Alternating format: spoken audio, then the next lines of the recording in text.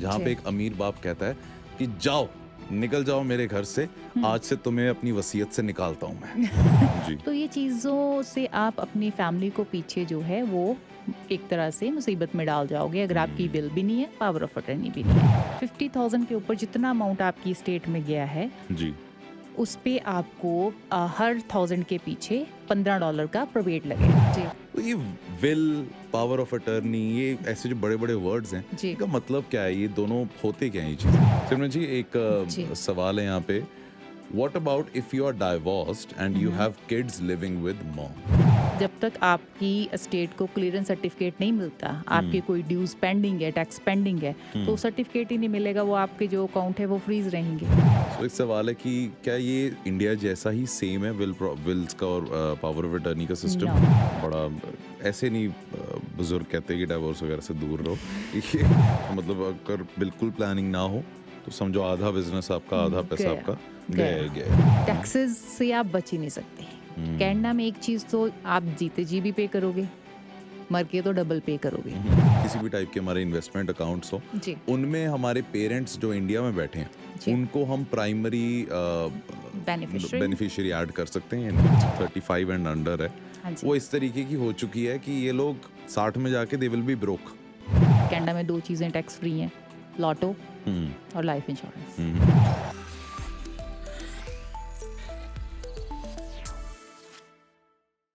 सो आज हमारे साथ ऐसे एक गेस्ट हैं, हमारे साथ हैं ऑल काइंड इंश्योरेंस से सिमरन सैनी जी। सिमरन जी बहुत बहुत स्वागत आपका।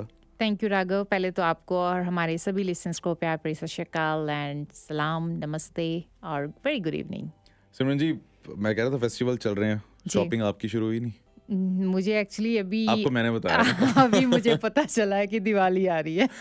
इतना आप काम में बिजी हो गए हो। जी जी, क्योंकि अगर आप सारा दिन रोड पे हो, आप रेडियो सुन रहे हो, आपको पता चल रहा है। बाहर अगर आप स्टोर्स पे जा रहे हो तो आपको पता है। सारा दिन अगर आप सुबह ऑफिस के अंदर हो तो हाँ पता नहीं 9 लगता। to 9 अगर आप ऑफिस में बैठे हो तो आपको कुछ नहीं पता कि बाहर चल क्या रहा है। ये बात भी है। अच्छा सिमरन जी, आज हम जिस बारे में बात करने वाले हैं थोड़ा अलग सा टॉपिक है, जी बड़े ही आम रोजमर्रा का टॉपिक नहीं है, लेकिन जी। शायद हमारी लाइफ का जो पहला और आखिरी जी जो सबसे जरूरी स्टेप होता है Very वो important. फाइनेंस को लेके, वो आज हमारी डिस्कशन होने वाली है उस बारे में। सो आप सबको मैं बता देता हूँ, आपके जो भी सवाल होंगे वो आप विद टाइम जब हम डिस्कशन करेंगे तो आप अपने सवाल भी पूछ सकते हैं। टॉपिक आज ऐसा है जो शायद आप बड़ा रेयरली आप उसके बारे में सोचते होंगे, क्योंकि हम सोचना चाहते नहीं है इसके बारे में, तो इसलिए हम ज़्यादा सोचते नहीं इस बारे में। बट आज की डिस्कशन से शायद आपको थोड़ा इसके बारे में सोचने का मौका मिलेगा और शायद आप एक बेटर डिसीजन अपने लिए बना पाएंगे। मैं सिमरन जी बहुत छोटा था, मैंने अभी आपको बोला भी कि आज जी। के टॉपिक के बारे में मुझे कुछ नहीं पता। जी मैं बहुत छोटा था, मुझे अब फिल्म नहीं याद है पर मुझे इतना याद है उस फिल्म में एक ऐसा सीन था जहाँ जी। पे एक अमीर बाप कहता है कि जाओ निकल जाओ मेरे घर से, आज से तुम्हें अपनी वसीयत से निकालता हूँ मैं।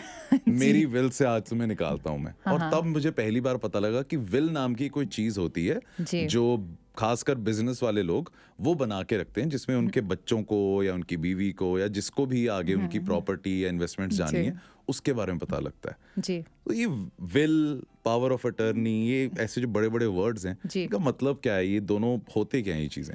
बिल्कुल राघव, जब हम इन चीज़ों की बात करते हैं तो हमें ये लगता है कि ये हमारे काम की बात नहीं है, ये तो उनकी है कि जिनके पास बड़े बिजनेस खड़े हैं, जिनके पास बहुत इंडस्ट्रियलिस्ट। हाँ बड़े बड़े लोग जिनकी हम बातें बिजनेस टाइकून की बातें करते हैं, तो शायद ये चीज़ें उनके लिए बनी हुई हैं। तो ये विल, पावर ऑफ अटर्नी, ये चीज़ें क्या है, हमें तो इनकी हमारे ज़रूरत काम नहीं की है, नहीं है। हमारे काम की नहीं है। बट अभी आप ऐसे कंट्री में बैठे हो, आपको इन दोनों चीज़ों की ज़रूरत है, विल की भी और पावर ऑफ अटर्नी की भी। ओके। अभी क्या है कि अगर आप यहाँ कनाडा में अगर किसी पर्सन की डेथ हो जाती है विदाउट एनी विल, आपने कोई विल नहीं बनाई, कुछ नहीं है, बट आपका बैंक अकाउंट है, ऑफ कोर्स हर एक पर्सन का बैंक अकाउंट होता है, आपकी फैमिली है पीछे, आपके लॉकर्स हो सकते हैं, आपने कोई एक आधी इन्वेस्टमेंट करी हो सकती है, कुछ भी हो सकता है आपके, चाहे वो छोटा अमाउंट है बड़ा अमाउंट है, हर एक बंदे का अपनी हिसाब से कुछ ना कुछ तो यहाँ पे है बना हुआ। अगर आप विदाउट विल पर्सन की डेथ हो जाती है और आपने कुछ भी जॉइंट नहीं रखा हुआ, इंडिविजुअल है आपका सब कुछ, ठीक है, और हो सकता है कि पर्सन सिंगल है अभी, उसका कोई स्पाउस नहीं है या डिवोर्स हो चुका है, कुछ भी सिनेरियो है, जी। उस केस में क्या होता है कि सब कुछ जो है वो सीज हो जाएगा, फ्रीज हो जाएगा, देन पहली तो आपको जो प्रॉब्लम आएगी वो आपके बेनिफिशरी को आएगी। इन सभी चीज़ों को, अकाउंट्स को, लॉकर्स को एक्सेस करने के लिए उनको कोर्ट में जो है वो पहले लेटर एप्लीकेशन सबमिट करनी पड़ेगी। गवर्नमेंट सीज कर लेती है? प्रोविंस, ओके, प्रोविंस आपका, ठीक है। क्योंकि आप अगर अकाउंट जॉइंट नहीं है तो आप उसको टच नहीं कर सकते। अगर जॉइंट है तो then it's okay, the second person वो हैंडल कर लेगा। अभी उन्होंने एप्लीकेशन डाली, court will take maybe 4 month 6 month, जो भी टाइम पीरियड है, आपको लेटर ऑफ अपॉइंटमेंट मिल गया कि ओके आप ये चीज़ को हैंडल कर सकते हो, उसके बाद आप उन चीज़ों को हैंडल कर सकते हो, आपको अथॉरिटी मिल गई। यही अगर पर्सन ने विल बनाई है, उन्होंने अथॉरिटी दी कि ओके मेरे बाद ये पर्सन है जो मेरी एसेट्स की, मेरे एस्टेट का टेक केयर करेगा, उन्होंने ऑलरेडी ट्रस्टी अपॉइंट किया, तो वो इजिली चीज़ हैंडल हो गई। दूसरी है पावर ऑफ अटर्नी। आज अगर किसी पर्सन को कोई प्रॉब्लम आ गई, चाहे वो हेल्थ इश्यूज नहीं, कुछ भी है, कि वो अपनी डिसीजन खुद नहीं ले सकता, तो 2 पावर ऑफ अटर्नी पर्सन को चाहिए। एक होती है power of attorney for finance, एक होती है power of attorney for health, कि मेरी हेल्थ, अगर फॉर एग्जांपल बंदा कोमा में है, ठीक है, और उसके बिहाफ पे उसका वाइफ भी डिसीजन नहीं ले सकती अगर उसके पास पावर ऑफ अटर्नी नहीं है हेल्थ की। अच्छा, अगर फॉर एग्जाम्पल कोई प्रॉपर्टी जॉइंट है, ठीक है, हस्बैंड वाइफ के नाम पे है, अगर किसी एक को प्रॉब्लम आ गई, वो पर्सन फॉर एग्जाम्पल किसी को डिमेंशिया हो गया, किसी का कोई ऐसी प्रॉब्लम आ गई कि कंडीशंस हो गई कि वो नहीं, उसकी जो अगर किसी चीज़ पे वो साइन करेगा भी तो वो माना नहीं जाएगा, बिकॉज वो पर्सन मेडिकली फिट नहीं है जी।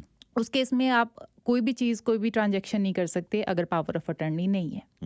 सो ये दोनों power of attorney equally important है कि अगर आपकी किसी भी पर्सन को आपने नॉमिनी नहीं बनाया हुआ, आपने पावर ऑफ अटर्नी नहीं दी हुई, तो वो सेम चीज़ जाएगी कोर्ट के through, and it will take maybe 3 month 6 month, maybe a year or so, depending upon the situation कि वो कितनी ज़रूरी है कि नहीं है। तो ये चीज़ों से आप अपनी फैमिली को पीछे जो है वो एक तरह से मुसीबत में डाल जाओगे, अगर आपकी विल भी नहीं है, पावर ऑफ अटर्नी भी नहीं है। ये तो होगी नॉर्मल बंदे की। अगर कोई पर्सन जिसके पास काफ़ी सारा बिजनेस और एसेट है, उसके लिए तो और भी बड़ी प्रॉब्लम है, क्योंकि उसका सारा आफ्टर डेथ जो अमाउंट है, जो उसके एसेट्स हैं, वो सारा कुछ स्टेट में चला जाएगा। मतलब कि उसको अकोमुलेट कर दिया, किसी पर्सन की 4-5 प्रॉपर्टीज़ हैं, उसका कोई बिजनेस है, कुछ भी है, उन्होंने कोई विल नहीं बनाई, कुछ नहीं बनाया, कुछ उनके बेनिफिशियरी डेजिग्नेशन नहीं है, कुछ भी नहीं है, तो वो सारा कुछ स्टेट में चला गया। उस पर लगेगी प्रोबेट। सो पहले 50,000 पे ऑन्टेरियो में कोई भी एडमिनिस्ट्रेशन टैक्सेस नहीं है, सो उसको EAT बोलते हैं, वो नहीं है। 50,000 के ऊपर जितना अमाउंट आपकी स्टेट में गया है जी, उस पे आपको हर 1000 के पीछे $15 का प्रोबेट लगेगा। पर 1000 के पीछे आप $15 की बिना फालतू के प्रोबेट फीस देंगे प्रोविंस को। 50,000 से ऊपर की कोई भी चीज होगी, एसेट हो या कुछ भी हो, जो भी आपकी स्टेट में चला गया, हर चीज पे, अगर आपने RRSP डेजिग्नेशन नहीं करी, TFSA पे बेनिफिशियरी नहीं डाले, आपके अकाउंट्स पे बेनिफिशियरी, कुछ भी हो, वो चीज उस जिस एसेट पे बेनिफिशियरी नहीं है, वो सारा स्टेट में जाएगा, आपका बिजनेस एंड एवरीथिंग। और मान लो किसी बंदे का $1 मिलियन की स्टेट वैल्यू बन गई, तो पहले 50 को छोड़ के बाकी सारे अमाउंट पे आपको पर 1000 के पीछे $15 एक्स्ट्रा एक्सपेंस फैमिली के लिए। वही अगर उन्होंने विल बना के अपॉइंट करा हुआ है तो वो सेव कर जाएंगे प्रोबेट को। तो मतलब एक एक्स्ट्रा, मतलब एक तरीके का बस वो पैसा ले रहे हैं जिसका कोई मतलब भी नहीं है। मतलब ये है कि प्रोविंस आपको बोलती है कि या तो आप जीते जी डिसाइड कर लो कि आपने करना क्या है, नहीं करोगे तो ये जो हमारा एक्स्ट्रा काम बढ़ेगा उसके पैसे भी आप वो आप ये एक तो ये पे करोगे प्रोबेट एंड एस्टेट, उसके ऊपर जो बंदा वो अपॉइंट करेंगे ट्रस्टी, जो आपके एग्जेक्टर होंगे आपकी स्टेट के, उनकी आप फीस पे करोगे, उसकी फीस आप पे करोगे। इससे बेटर है आपने किसी लॉयर से मिलके अपनी विल बना लें, जो भी आपका 500,000 जो भी आपका वो चार्ज करते हैं वो पहले पे करके अपनी पावर ऑफ अटर्नी बना लें, क्योंकि जाएगा तो एट द एंड आपके पॉकेट में से ही। चाहे आप अभी थोड़ा कम दे लें, उस वक्त फिर आपको जो है आपकी फैमिली को एक तो टाइम इतना कंज्यूम होगा, हैसल इतनी होगी, बाद में जाना तो फिर आपकी स्टेट में से तब तक आपको क्लियरेंस सर्टिफिकेट नहीं मिलेगा। जब आप फाइनल टैक्स रिटर्न फाइल करते हो, जब तक आपकी स्टेट को क्लियरेंस सर्टिफिकेट नहीं मिलता, आपके कोई ड्यूज पेंडिंग है, टैक्स पेंडिंग है, तो सर्टिफिकेट ही नहीं मिलेगा, वो आपके जो अकाउंट है वो फ्रीज रहेंगे।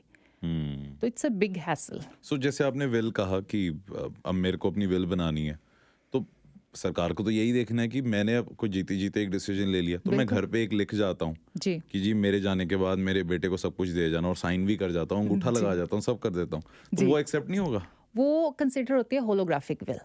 अच्छा। अगर तो वो नोटराइज्ड है कि हाँ आपने किसी लॉयर से उनकी स्टैंप लगवाई है तो उसको कोर्ट एक्सेप्ट करती है। बट होता क्या है कि अगर आपके फॉर एग्जांपल 2 बच्चे 3 बच्चे हैं, जी। अगर आपने एक बच्चे को सारा कुछ दे दिया देन होलोग्राफिक विल चैलेंज हो जाती है।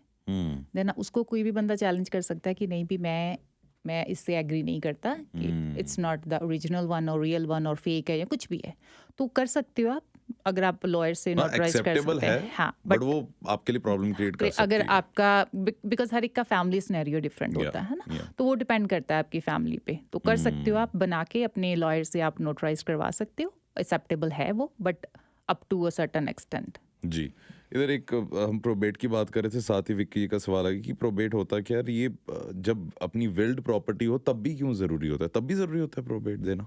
कौन सी प्रॉपर्टी हो? अगर अपनी विल विल में बनी आपने हुई है, प्रॉपर्टी, हाँ अगर आपने विल बनाई हुई है, आपने उसके बेनिफिशियरी डेजिग्नेशन करी हुई है, प्रोबेट उस चीज पे लगता है जो आपकी एस्टेट में सीधी चले गई, अच्छा। जिस पे बेनिफिशियरी डेजिग्नेशन नहीं है। जैसे फॉर एग्जांपल मेरी आरआरएसपी है या मेरा टीएफएस है, मैंने उसमें सेकंड पर्सन को बेनिफिशियरी डाला है तो वो अमाउंट जी। सीधा उसके पास चला गया, जी। या रोल ओवर हो गया, कोई चीज़ में स्पाउस के ऊपर रोल ओवर होगी, प्रिंसिपल होम था या आपकी कोई प्रॉपर्टी थी जॉइंट ओनरशिप में थी, वो दूसरे बंदे पे रोल ओवर होगी, उस पे प्रोबेट नहीं लगेगा। जो भी चीज़ जिसकी बेनिफिशियरी डेजिग्नेशन नहीं है या जॉइंट ओनरशिप नहीं है, वो चीज़ एस्टेट में जाएगी, उस पे आपको जो प्रोबेट है वो पे करना पड़ेगा। सो प्रोबेट बेसिकली ये एक प्रोविंस का आप बोलो कि एडमिनिस्ट्रेशन टैक्सेस हैं, उस चीज़ पे लगते हैं जिस पे कोई पीछे बेनिफिशियरी डेजिग्नेशन नहीं है, नहीं दिया जिसकी ऑनरशिप किसी और के पास नहीं जा रही, तो वो सीधा आपकी एस्टेट में जा रहा है। जी। सो अब जैसे आप बता रहे हो विल, तो मुझे तो लग रहा है हर इंसान की होनी चाहिए। ऑफ तो कोर्स कोई ऐसा इंसान है जिसकी विल नहीं की जरूरत नहीं है या पावर ऑफ अटर्नी की जरूरत नहीं है? पावर ऑफ अटर्नी तो हर एक पर्सन को चाहिए। यू नेवर नो कि अगर कल को कोई ऐसा इशू आ गया कि आपके बिहाफ पे कौन डिसीजन लेगा। हेल्थ वाली? हेल्थ वाली हर एक पर्सन, फाइनेंस और हेल्थ दोनों की चाहिए, क्योंकि आपके फाइनेंस के डिसीजन कौन लेगा। विल आप बोल सकते हो कि हाँ जी किसी, मैं जी आज सिंगल हूँ, मुझे तो ज़रूरत ही नहीं है। यहाँ पे बहुत सारे लोग हैं जो नए आए हैं, अकेले हैं, लाइक मैरिड नहीं, अनमैरिड है, बट उनके बैंक अकाउंट्स तो है ना। बैंक चाहे उसमें किसी का 5,000 है, किसी का 2,000 है, 10,000 है, बैंक अकाउंट तो आपके हैं ही। जी। आपके पास कुछ ना कुछ तो है ही, कंटेंट कुछ ना कुछ तो पड़ा हुआ है ना, जो आपके बाद आपकी फैमिली क्लेम करेगी अगर कल को कुछ होता है तो वो जो बैंक में जैसे नॉमिनी देते हैं, तो वो डायरेक्ट उनको ट्रांसफर नहीं हो जाता, उस पे भी फिर उनको विल जरूरी होती है? सर्टिफिकेट क्लियरेंस लेना पड़ेगा ना। तब भी मतलब प्रोसेस फिर लंबा जाना पड़ेगा। क्लियरेंस तो लेना पड़ेगा, वो that's not a joint ownership. तो मान लो कि हस्बैंड वाइफ का जॉइंट है, उसमें उनको क्लियरेंस की जरूरत नहीं क्योंकि वो जॉइंट है।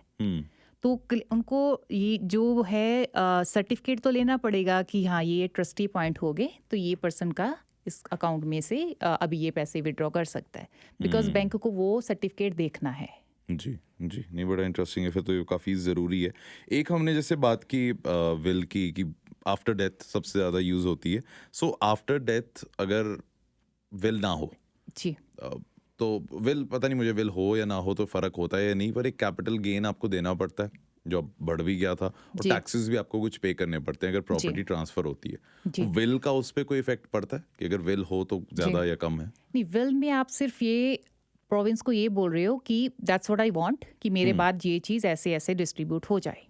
ठीक है, ये आपने रिक्वेस्ट कर दी प्रोविंस को इनडायरेक्टली अपनी विल के थ्रू अपने जाने के बाद। जो आपको टैक्सेस देने पड़ते हैं वो, जैसे आपकी प्रॉपर्टीज़ हैं उस पर कैपिटल गेन लगा है, आपने कोई इन्वेस्टमेंट करी है, आपके नॉन रजिस्टर अकाउंट है, कोई आपने वेल्थ सिंपल का अकाउंट है, कहीं पे आपने इन्वेस्टमेंट करी, उस पर जो ग्रोथ हुई उस पर आपको कैपिटल गेन लगे, ये जो चीज़ें हैं ये आपकी फाइनल टैक्स रिटर्न में जाएंगी। जी जी। तो वो हर बंदे की, जब भी पर्सन की डेथ होती है, including me you and everybody, जब भी पर्सन की डेथ होगी तो उसकी फाइनल टैक्स रिटर्न जो है वो फाइल होगी। ठीक है, उसमें जितने भी कैपिटल गेन हैं उन पे आपको टैक्सेस तो लगेंगे फॉर श्योर। तो ये विल से आप उनसे नहीं बच सकते कि हाँ वो नहीं लगेंगे मुझे।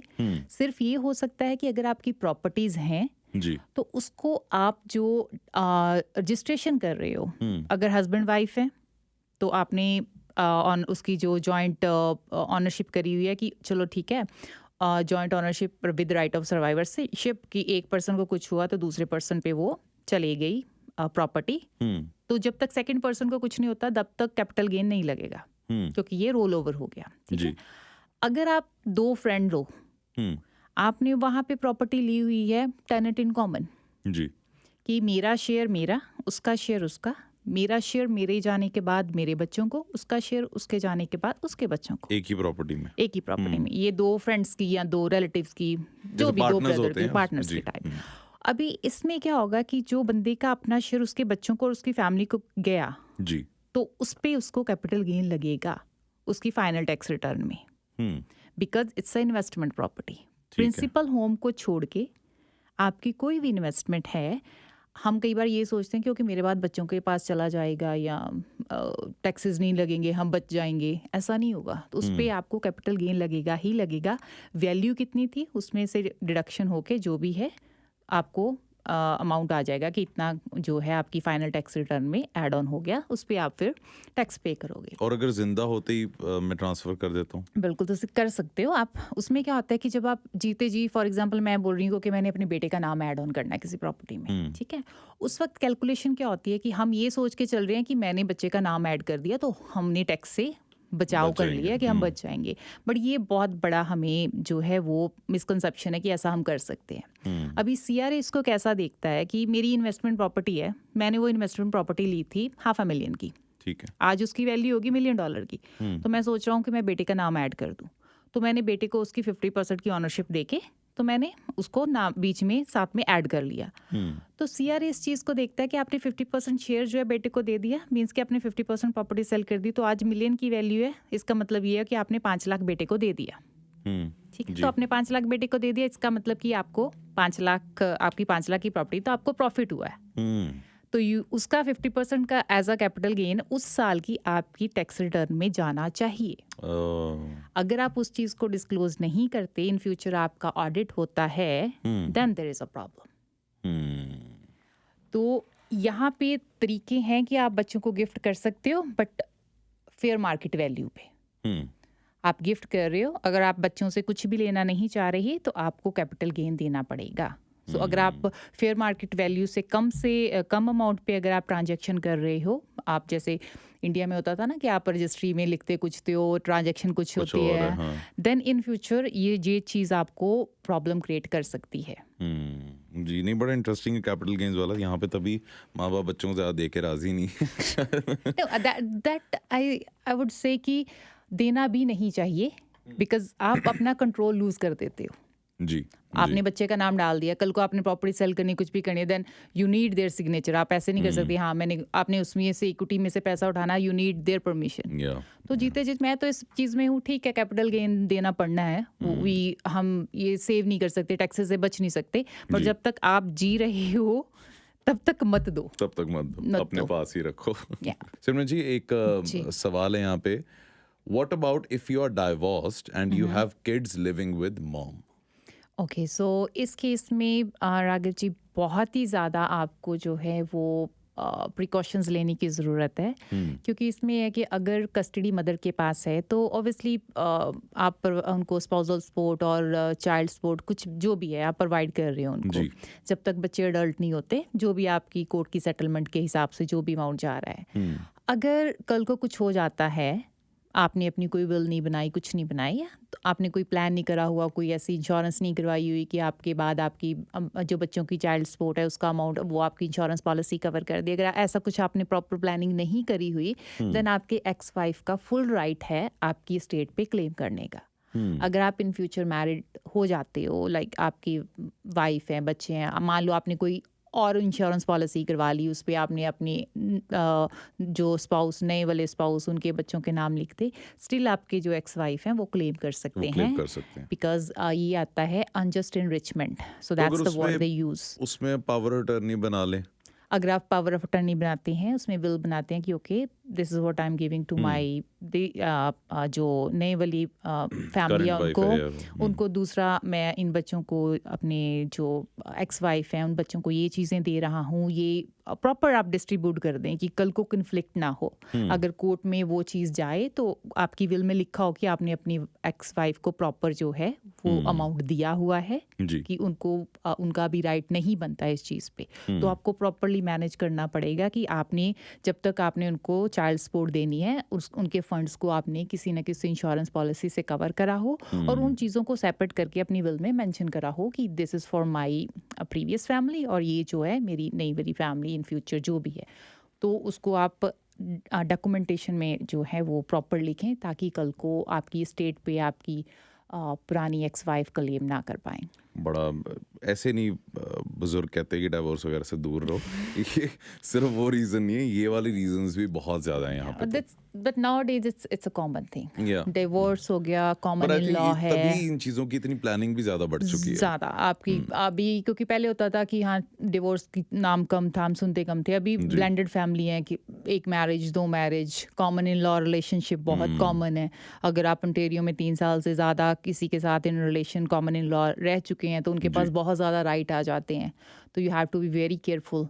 अगर आपने किसी के साथ कॉमन इन में है तो बेटर है कि आप अपना पहले ही जो है कोहैबिटेशन एग्रीमेंट बना लें या आप जो प्रीनप जिसे कहते हैं, प्रीनैप मैरिज से पहले अगर आप या मैरिज के बाद मैरिज कॉन्ट्रैक्ट बना लें। सो ये चीज़ें आपको सेव कर सकती हैं इन फ्यूचर अगर आपके काफ़ी सारे एसेट्स हैं और if you are not sure about your relation कि ये जाएगा किधर को, या अगर आप डाउट में हैं, नाउअडेज इट्स कॉमन।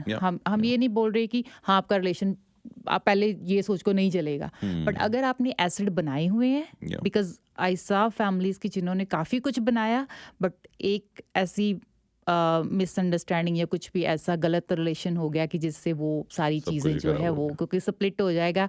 यहाँ पे सबसे ज़्यादा राइट स्पाउस का है, चाहे वो हस्बैंड है वाइफ है। 50% आपकी प्रॉपर्टी राइट स्पाउस का है। उसके बाद आपके बच्चों जो भी पीछे 50 बचा वो आपके बच्चों और स्पाउस में डिस्ट्रीब्यूट होता है। उसमें भी फर्स्ट 300,000 जो है आपके स्पाउस का होता है, जो पीछे बचा वो बच्चों का होता है। तो स्पाउस के राइट काफ़ी ज़्यादा हैं, चाहे वो हस्बैंड है चाहे वो वाइफ है। सो बी वेरी केयरफुल। अगर ऐसा कुछ भी सिनेरियो तो आपका पेपर वर्क जो है, wills, contract, power of attorney and everything, वो आपका जो है प्रॉपर होना चाहिए। जी। एक क्योंकि हम लोगों की बहुत सारी इन्वेस्टमेंट्स इंडिया में भी रहती हैं, बहुत सारी यहाँ से इंडिया से लिंक्ड होती हैं किसी तरह, या जहाँ से भी हम बिलोंग करते हैं। सो एक सवाल है कि क्या ये इंडिया जैसा ही सेम है विल्स का और पावर ऑफ अटर्नी का सिस्टम? नो, बिकॉज इंडिया में ऐसा होता है राघव कि इंडिया में सिंपल है कि दादा के बाद फादर के बाद बच्चों की जो अनसेस्टर प्रॉपर्टी है, कोर्ट एक्सेप्ट करता है। हाँ कि ये इनकी खानदानी जायदाद है, तो वो ऐसे ऐसे डिस्ट्रीब्यूट होगी सभी भाई बहनों में इक्वली एंड ऑल दैट। यहाँ पे ऐसा नहीं है। यहाँ पे सिर्फ आपका प्रिंसिपल होम सभी बच्चों के ऊपर आप जो है वो टैक्स फ्री जो ट्रांसफ़र हो जाएगा। बाकी सारी चीज़ें हैं, बाकी सबके लिए आपको प्लान करना पड़ेगा। अदरवाइज फिर कोर्ट डिसाइड करेगी ओके कौन सा रिलेशन कहाँ पे है, पहले वाइफ है, उसके बाद बच्चे हैं, उसके बाद पेरेंट्स हैं, उसके बाद नीज नेफ्यू एंड ऑल दैट। फिर जो उनका फैमिली चार्ट है प्रोविंस के हिसाब से वो उसके हिसाब से डिस्ट्रीब्यूट करेगी। सो इंडिया से ये सिस्टम बहुत डिफरेंट है। सो दैट्स वाई यहाँ पे ज़्यादा ज़रूरत है उस चीज़ की, क्योंकि वहाँ पे वो खानदानी पितृसत्ता टाइप चीज़ों को मानते हैं, यहाँ पे नहीं है वो। सिमरन जी, थोड़ा सा बिजनेसेस की तरफ आते हैं, कॉर्पोरेशंस की तरफ। हम हमारी कम्युनिटी में खासकर एक कॉर्पोरेशन पे चाहे हम ट्रकिंग में हो, चाहे हम किसी और भी फील्ड में हो, कॉर्पोरेशन का एक बिजनेस वाला माइंडसेट हमारा बहुत है और हम लोग बहुत ज़्यादा बिजनेसेस में इन्वॉल्व्ड हैं। सो कॉर्पोरेशन की जब हम बात करते हैं, ट्रांसफ़र अगर करनी हो हमने अपनी कॉर्पोरेशन, अपनी फैमिली के दूसरे मेंबर को, अपने पार्टनर को, किसी भी अपने ट्रस्टेड इंसान को, तो उसमें फिर क्या प्रोसेस होता है? उसमें भी ये सेम विल वाला प्रोसेस है? उसमें ऐसा होता है राघव कि जब आप कॉर्पोरेशन को ट्रांसफ़र करते हो, सो मान लो आपकी कॉर्पोरेशन है, आज का आपकी कॉर्पोरेशन में $500,000 पड़ा हुआ है, कोई आपका बिजनेस है जो कुछ भी है, अगर आपने जीते जी ट्रांसफ़र करनी है तो एक तरीका होता है स्टेट फ्रीज़, कि मैंने स्टेट फ्रीज़ आज फ्रीज़ कर दी अपनी स्टेट, तो मैंने अपनी स्टेट का जो नाम है अपने बेटे को, बेटी को, किसी को भी ट्रांसफ़र कर दिया। तो तब तक की जितनी ग्रोथ है उस पर मैं टैक्स पे करूंगा, उसके ऊपर वाली पे मेरे बच्चे इन फ्यूचर टैक्स पे करेंगे। ठीक है, कंट्रोल आपका रहता है, because that's a full procedure. वो मैं चलो जब हम डिस्कस करते हैं वो बात की बात है, बट उस पर आपका कंट्रोल रहता है। बट ये है कि आप जीते जी आपने ट्रांसफ़र कर दिया अपने बच्चों को या फैमिली को या पार्टनर को, किसी को भी कर सकते हो। इसमें इम्पॉर्टेंट रोल आता है इंश्योरेंस का। सो आप इंश्योरेंस की हेल्प से आप ट्रांसफ़र कर सकती हो, जो पेमेंट होगी वो आपकी स्टेट को आ जाएगी। इट्स अ लॉन्ग लॉन्ग जो स्टोरी। हमने बिजनेस की इंश्योरेंस करा इंश्योरेंस रखी करवानी है। है तो आप ट्रांसफ़र कर सकते हो। अगर आप ट्रांसफ़र नहीं करते तो फिर उस वक्त क्या होता है कि अगर पर्सन की डेथ हो गई, कॉर्पोरेशन वैसे पड़ी है, किसी और का नाम उसमें नहीं है, कॉर्पोरेशन में जो भी इनकम पड़ी है तो इनकम जो है वो उस साल की आपकी फाइनल टैक्स रिटर्न में चली जाएगी। अगर किसी की कॉर्पोरेशन में मिलियन पड़ा तो मिलियन आपकी फाइनल टैक्स रिटर्न में चला गया। जी। उस पर क्या होगा कि फाइनल टैक्स रिटर्न में अगर मिलियन चला गया तो आप हाई टैक्स ब्रैकेट में आ गए, तो बिल्कुल। 50% चला गया सीआरए के पास, तो जी। आपने सीआरए को गिफ्ट कर दिया। तो अगर आपकी कॉर्पोरेशन हैं, बिजनेस है, मेक श्योर आप अपनी प्लानिंग करें। उनकी बिजनेस विल अलग से बनती है, अच्छा। तो आप बिजनेस विल बनाएं, उसमें आप बेनिफिशियरी डाल दी किसको आपने अपना बिजनेस देना है, या आप जो है स्टेट फ्रीज टाइप, या अगर आप जॉइंट उनको शेयर सेल कर दें थोड़े, कुछ ऐसा करिए कि आप जीते जी अपनी वो प्लानिंग करके जाएं कि मेरे बाद ये पर्सन जो है वो फुली मेरी कॉर्पोरेशन, मेरे बिजनेस को हैंडल करेगा। बट कुछ ना कुछ करके जाएं, अदरवाइज सीआरए आपका 50% लेने को बैठा हुआ है। तो मतलब अगर बिल्कुल प्लानिंग ना हो तो समझो आधा बिजनेस आपका, आधा पैसा आपका गया ही गया। अच्छा, इसको अवॉइड करने का इंश्योरेंस एक आपने तरीका बताया कि इंश्योरेंस हो अगर तो उससे बच सकते हैं, और कोई तरीका होता है इससे बचने का? No other way. टैक्सेस से आप बच ही नहीं सकते। कनाडा में एक चीज़ तो आप जीते जी भी पे करोगे, मर के तो डबल पे करोगे, ठीक है, तो टैक्सेस तो देने पड़ेंगे। अभी आइए आपकी चॉइस है कि अगर आप प्लान करके चलते हो थोड़ा कि ओके अभी मैंने थोड़े जीते जी पे कर दिए, उसके बाद थोड़ी मेरी फैमिली पे कर देगी पीछे, चाहे तो आप वो अपनी पॉकेट से पे कर लें, चाहे उस चीज़ को कवर करने के लिए आप इंश्योरेंस पॉलिसी ले लें। तो फॉर एग्जाम्पल किसी पर्सन के पास आज 2 3 4 5 प्रॉपर्टीज़ हैं या कोई बिजनेस है, उनको पता है कि उनका कैपिटल गेन टैक्सेस जो है वो $500,000 मिलियन बन जाना है आराम से, ठीक है, तो आप अपनी $500,000 मिलियन की इंश्योरेंस पॉलिसी ले लो। साल का आपने 5 10 15 20 हज़ार जो भी आपका प्रीमियम जा रहा है वो अपना प्रीमियम पे करे। वो इंश्योरेंस पॉलिसी आपकी फैमिली को पैसा पे कर देगी या आपके बिजनेस को पैसा पे कर देगी, जिससे आपके वो टैक्सेस एट द एंड पे हो जाएंगे। वही पैसा अगर आपने किसी इंश्योरेंस पॉलिसी से प्लान नहीं करा तो आपको अपनी पॉकेट से देना तो पड़ना ही है, वो तो 100% है, क्योंकि कैपिटल गेन से आप बच नहीं सकते, वो देना पड़ेगा। अगर आप हाइड करते हो तो अगर सीआरए ऑडिट होता है तो वो आपको विद पेनल्टी काफ़ी ज़्यादा बड़ा अमाउंट देना पड़ेगा। सो स्टेट प्लानिंग में, और अगर आप अपनी कॉर्पोरेशन से पैसा अभी विड्रॉ करना चाहते हो, अगर आपकी कॉर्पोरेशन में पैसे पड़े हुए हैं तो आपने इसको विड्रॉ करना है, तो इंश्योरेंस एक ऐसा टूल है कि आप उसके थ्रू अभी आप अपनी कॉर्पोरेशन से पैसा विड्रॉ कर सकते हो और उसको दोबारा से आप यूज़ कर सकते हो, और वो बहुत अच्छा तरीका है टैक्स सेव करने का और उस पैसे को अपनी रिटायरमेंट के लिए यूज़ करने का। सो तरीके मौजूद हैं, वे हैं, बट मेन चीज़ है कि आपको उनके बारे में टाइम रहते हुए सोचना है और प्लान करना है। ये नहीं कि अभी हम काम करते जाएं और सोचे ही ना कि हमें ये लगे कि हाँ मुझे थोड़ा ही कुछ अभी होना है, अभी तो बड़े साल पड़े हैं। You never know, so plan today, काम तो सारी ज़िंदगी करना है। नेचर ऑफ बिजनेस भी होता है इसमें कि कोई टाइप का बिजनेस हो जो इसमें इंक्लूड ना होता हो, उस पे ज्यादा कैपिटल एनी बिजनेस, हर चीज में लगता है। कोई भी पर्सन जो कॉर्पोरेशन पे काम कर रहा है, चाहे वो एबीसी कॉर्पोरेशन, कुछ भी किस्म की कॉर्पोरेशन है, अगर आपने अपनी कॉर्पोरेशन में से पैसा विड्रॉ करना है जी, just give me a call, मैं आपको बताऊंगी किस लीगल वे से आप उसमें से पैसा विड्रॉ कर सकते हो, टैक्स सेव कर सकते हो, और फैमिली को वो पैसा आपने टैक्स फ्री ट्रांसफर कैसे करना है। अदरवाइज टैक्सेस तो है ही, दैट्स द लास्ट ऑप्शन। फिर आप बच नहीं सकते उनसे। बिल्कुल। सिमरन जी, यहाँ एक सवाल है कि tax percentage short term stock capital gains जो ट्रेडिंग में करते हैं और long term stock investment gains, फर्क होता है कैपिटल गेन्स में? कैपिटल गेन वो सेम ही है, जो अभी चेंजेस आए हैं कि अगर आप बिलो 250 हैं तो आपका जो कैपिटल गेन 50% है, अगर 250 से ऊपर का कैपिटल गेन है तो 66.67 किसी भी है। टाइप की इन्वेस्टमेंट हो कॉर्पोरेशन, हाँ, कॉर्पोरेशन पे same 66.67। So capital gain is a capital gain, long term है, शॉर्ट टर्म है, दैट डजंट मैटर।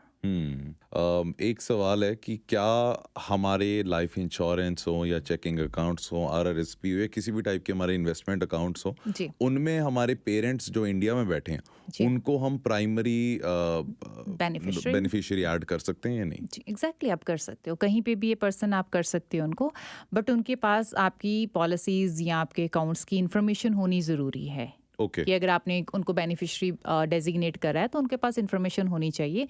जो ट्रांजैक्शन है वो ऑनलाइन हो जाती हैं, तो आप किसी को भी कर सकते हैं। अगर उनके पास वीज़ा है फिर तो बहुत ईजी है, फिर तो बहुत इजी। बट अगर वीज़ा नहीं है तो कर सकते हो आप beneficiary designation, but paper work ज़रूर हो उनके पास। और अगर वाइफ यहाँ पे उस वाइफ के साथ बराबर कर सकते हैं? हाँ, चाहे आप 10 बेनिफिशियरी डालो, आप परसेंटेज डिवाइड कर दो। फॉर एग्जांपल 20% मेरे डैड हैं, 20 मॉम है, 50 वाइफ है, 40 ब्रदर है, कोई भी कर सकते हो आप। वो आपकी चॉइस है, आप परसेंटेज डिवाइड कर सकते हो। जी जी। एक सवाल है विशाल, पहला मैंने दसो ਤੁਹਾਨੂੰ ਦੇ ਕੌਣ ਰਿਹਾ ਇੰਨਾ ਲੋਨ? ਕਹਿੰਦੇ $1 मिलियन का अगर आप लोन लेके मर जाते हो तो क्या होगा उस $1 मिलियन? मिलियन का लोन देने के लिए आपके पास कुछ होना चाहिए। जी। तो अगर मिलियन का लोन लेना है तो आपके पास कुछ ना कुछ तो प्रॉपर्टी या बिजनेस होगा जिसके बिहाफ पे वो लोन देंगे। या तो अगर आप पर्सन मिलियन लेके चला जाता है दुनिया से, तो वो पीछे जो पीछे आपका बचा हुआ एसेट है वो उठा लेंगे, छोड़ेंगे तो आपको कभी भी नहीं वो। तो वो दैट्स जस्ट इमेजिनेशन। तो उससे उस पे कोई टैक्स नहीं लगता, आप कर सकते हो। इमेजिन करने में क्या जरूरत। जब आपको मिलेगा विशाल मुझे बताना, मैं ही वहां से लूंगा। हम ही वहां आते हैं फिर। अच्छा सिमरन जी, मैं कहीं पे पढ़ रहा था कि ये जो हमारी जनरेशन है, हाँ जी। जो इस वक्त मतलब लगा लो आप 35 एंड अंडर है, हाँ जी। वो इस तरीके की हो चुकी है कि ये लोग 60 में जाके दे विल बी ब्रोक। जिस तरीके के एक्सपेंसेस हैं, जिस तरीके के हमारा लाइफस्टाइल हो चुका है, हाँ जी। They will be broke by 60। So retirement का एक टेंशन अभी से डल गया हुआ है हम पे, जो अच्छी बात भी है एक तरीके से कि थोड़ा सा प्लानिंग शुरू हो जाएगी।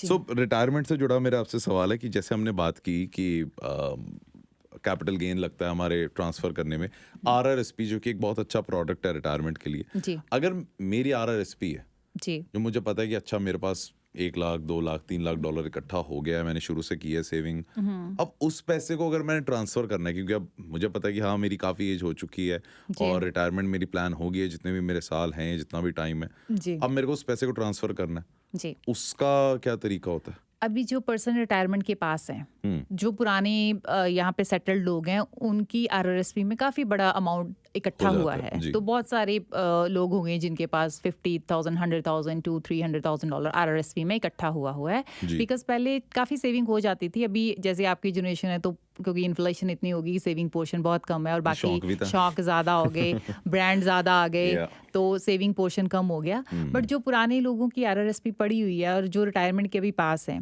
जी। अगर वो RRSP को यूज नहीं करते तो 71 की एज पे वो RRSP रिफ में कन्वर्ट होगी, तो हैव टू हैव आपको उस पैसे को यूज करना पड़ेगा। अच्छा, रिफ में जब कन्वर्ट होगी टैक्स लगता है? टैक्स लगेगा, ऑब्वियसली लगेगा, क्योंकि वो आपकी इनकम है।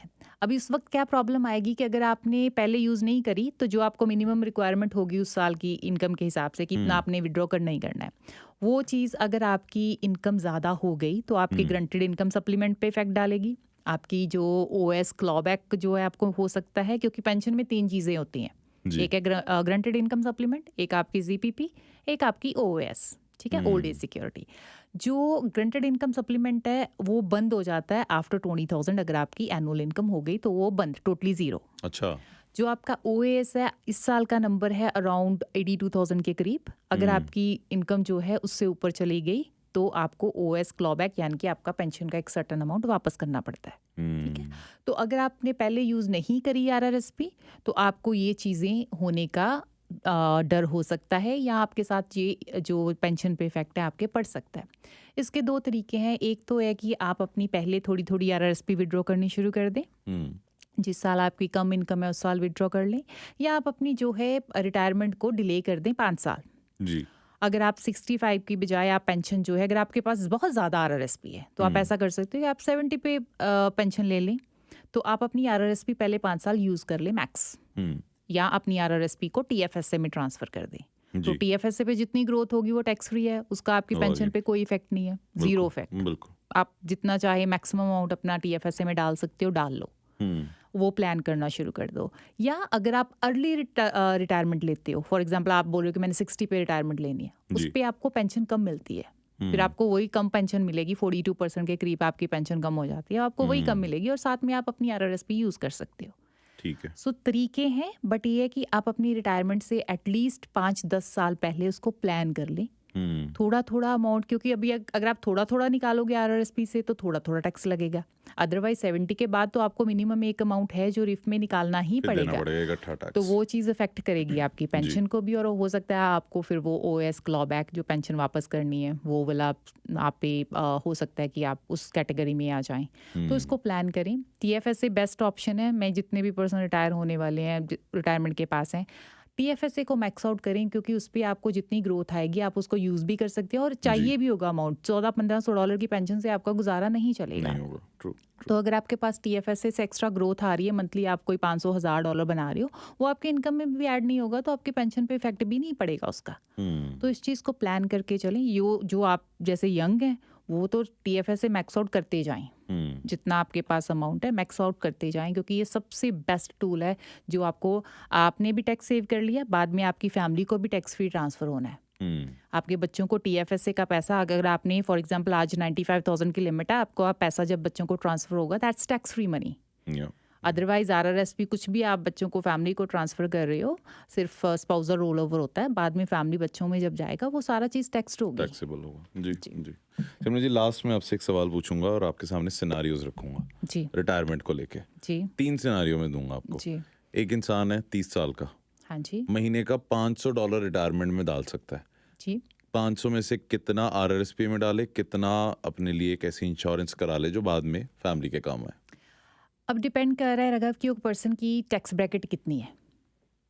500 अगर सेव करा तो समझ लो वो 3-3,500 या मैक्स टू मैक्स $4,000 कमा रहा है, तो उस हिसाब से देख लो। सो इस पर्सन की टैक्स ब्रैकेट अराउंड आप लगा लो कि वही 25-30 के आसपास। 25-30%। तो बहुत ज़्यादा RRSP में डालने की ज़रूरत नहीं है, ठीक है, क्योंकि RRSP में जब भी विड्रॉ करोगे तो फिर वो टैक्स लगेगा ही लगेगा, ठीक है। जो भी अमाउंट जितना टैक्स है उसके हिसाब से आपने जो $100 समथिंग RRSP में 200 मैक्स डालना है डाल लें। जी। TFSA max out, insurance policy definitely, क्योंकि इंश्योरेंस का पैसा जाएगा टैक्स फ्री। चाहे आप टर्म लेके चलो, टर्म पॉलिसी वैसे भी हार्डली $40-50-100 की, बिलो 100 की आ जानी है यंग पर्सन की। तो इंश्योरेंस में जितना भी पैसा जाना है फैमिली को टोटली टैक्स फ्री। चाहे आप मिलियन की पॉलिसी ले हो, चाहे आप 2 मिलियन की लो, 5 million, that's totally tax free. Canada में 2 चीज़ें टैक्स फ्री हैं, लॉटो और लाइफ इंश्योरेंस। लॉटो तो हमारी निकलनी नहीं है, लाइफ इंश्योरेंस तो कम आएगी। करा लो। और अगर मैं $2,000 डाल सकता हूँ रिटायरमेंट में फिर? जी तो मतलब मेरा टैक्स ब्रैकेट लगा लो आप, मैं $8-10,000 कमा रहा हूँ, then put maximum in RRSP। Maximum RRSP। क्योंकि अगर आप 40% से ऊपर टैक्स ब्रैकेट में जा रहे हो तो RRSP आपके लिए बेस्ट ऑप्शन है कि RRSP में डाल के टैक्स सेव करो। जो आपको टैक्स में सेविंग हुई तो उसको आप TFSA में डाल दो। मान लो आपने इंश्योरेंस नहीं कराओ फिर? नहीं, इंश्योरेंस तो करवानी है, इंश्योरेंस तो फॉर श्योर करवानी है। टर्म करवा लो, टर्म अगर आप परमानेंट की, क्योंकि प्रॉब्लम यह है कि परमानेंट पॉलिसीज की जो प्रीमियम है वो हाई हो जाता है और समटाइम हमारी अफोर्डेबिलिटी में नहीं रहता। तो एटलीस्ट टर्म तो करवा सकते हैं हम, टर्म तो अफोर्डेबल है आराम से। RRSP से फॉर एग्जांपल आपको ने टैक्स सेव कर लिया, आपने 10,000 RRSP में डाला, आपका $3-4,000 का टैक्स सेव हो गया, तो आप वो $3-4,000 अपना TFSA में डाल दें। तो it's a two way benefit, RRSP भी होगी, TFSA भी होगा। इंश्योरेंस तो है ही है, वो तो हर एक पर्सन के लिए ज़रूरी है ही है, उसके लिए तो कोई ऑप्शन ही नहीं। बट ये है कि वो हर एक बंदा अपने बजट और अपनी लाइबिलिटी के हिसाब से चूज़ कर सकता है कि मुझे चाहिए कितनी। जी जी। सो बाकी तो ऑफ कोर्स सबके सब्जेक्टिव हैं, सबके अलग अलग सिनारियोज हैं, सबके अलग अलग अभी इनकम्स और सेविंग्स हैं। सो आपके जो भी सवाल हैं वो आप डायरेक्टली सिमरन जी से पूछिए और अपने लिए बेस्ट जो भी आपका फाइनेंशियल डिसीजन है वो लीजिए। सो सिमरन जी, अगर आप अपना कॉन्टैक्ट इन्फॉर्मेशन ज़रूर एक बार शेयर कर दीजिए। बिल्कुल, मेरा पर्सनल नंबर है 416-994-7272, 416-994-7272। आप मुझे गूगल भी कर सकते हो सिमरन सैनी, आप किसी भी सोशल मीडिया प्लेटफॉर्म पे Simran Saini all kind insurance search कर सकते हो, और आप मुझे इस नंबर पे टेक्स्ट कर सकते हो, मैसेज कर सकते हो, व्हाट्सएप पे आप मैसेज कर सकते हो मुझे। कोई भी क्वेश्चन हो आप तो आई एम अवेलेबल। मोस्टली मैं ऑफिस होती हूँ, ऑल काइंड इंश्योरेंस का ऑफिस 7 डेज ओपन है, airport road and queen street main intersection. और अदरवाइज अगर नंबर नहीं मिला तो आप फिर राघव को कॉल कर सकते हैं। जी बिल्कुल जी। So thank you so much Simran ji, thank you so much for coming. आज बड़ा एक अलग सी हमारी कॉन्वर्सेशन थी, अगली बार भी कोशिश करेंगे कुछ ऐसे ही अलग आपसे इंफॉर्मेशन हम ले सके। Thank you so much. Thank you so much.